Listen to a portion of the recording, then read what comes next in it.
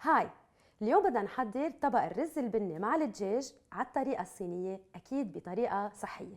خلونا نبلش. منضيف نص ملعقة كبيرة من زيت الكانولا، بصلة صغيرة مفرومة، كبايتين الفلفل الرومي الملون، وكباية من البازيلا، ومنقلب لمدة دقيقتين.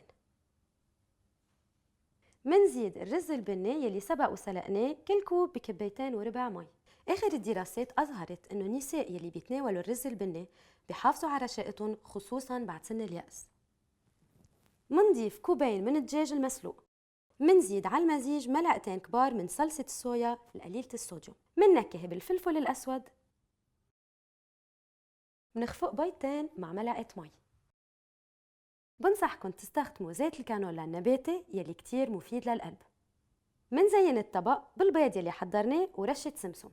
ما تنسي تقدمي طبقك مع الصلصة الحارة يلي بتساهم برفع الأيض 10% وبتخلينا نحرق وحدات حرارية أكتر. هيدا كان طبقنا لليوم، بتمنى يكون عجبكم. إذا عندكم حيلا سؤال أو استفسار خلوه بخانة التعليقات.